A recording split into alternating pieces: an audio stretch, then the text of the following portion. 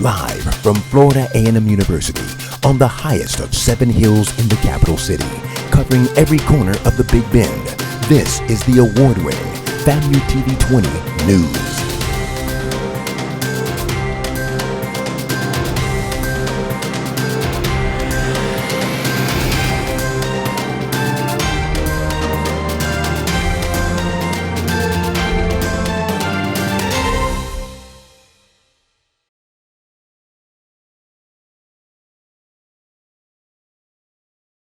Hello, and thank you all for joining me on News 20. I'm Taylor Berry. There's a lot to cover, so let's get into it. Tallahassee Memorial Hospital recently announced that the deadline for all employees to be fully vaccinated is January 4th, 2022. The requirement is a part of the Biden administration's vaccine mandate for healthcare employees at facilities that receive funding from Medicare or Medicaid. This comes as Capital Regional Medical Center announced that employees are required to get a COVID-19 vaccine. Employees must receive the first doses by December 5th and be fully vaccinated by January 4th. Monday was the first day of a legislative session to discuss vaccine and mask policies, as well as help employees keep their jobs. Another point of focus for the legislation will be the Parents' Bill of Rights. The session is scheduled for a total of 5 days. Here in Florida, residents may see a new congressional map in the near future. Last Wednesday, staff members of the Florida Senate proposed 4 congressional maps that will be presented this week. After seeing more growth, the Florida Senate plans to draw out a new congressional map that will include a 28th House district here in the Sunshine State. The new congressional district would be located in Central Florida, west of the Osceola and Polk County lines.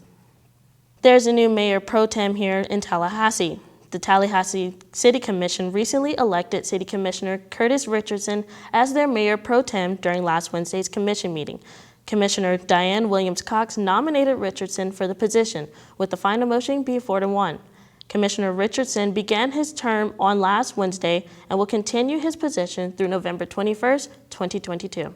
One parent has expressed concerns on the effects of the Student Success Act.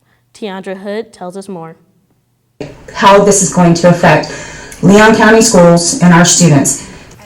Meredith Mears, the co-founder of Florida Parent Rise, reached out to the Leon County school board members about the Federal Student Success Act, an H.R. 5 bill that is being passed amongst the House and the Senate.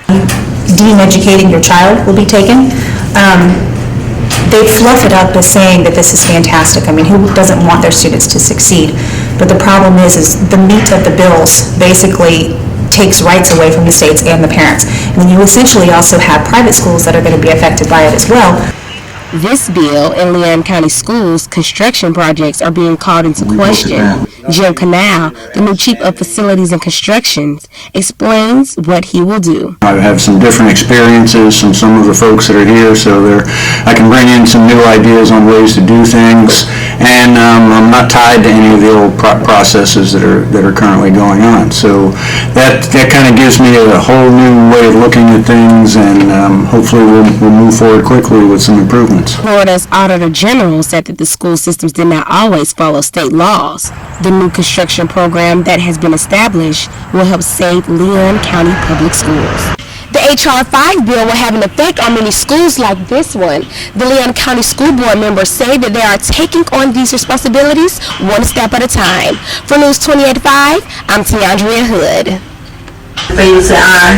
Aye. 18.07 passes 5-0. 18.08. There is no current update on the progress of the Student Success Act being passed by the Florida Senate and House of Representatives. The Leon County Veterans Day Parade made a return to Tallahassee after 2 years to support and thank those who actively fought for their freedom. As a local tradition, thousands of people were lined up to watch veteran organizations and supporters march down Monroe Street. Last year's parade was canceled due to COVID-19 pandemic. The parade was followed by an annual Veterans Day Festival in the park at the Lemoyne Chain of Parks. Coming up, I have the latest on the Ahmaud Arbery and Kyle Rittenhouse trials. I also have heartbreaking updates on the Astroworld Festival track. Stay tuned. You're watching News 20.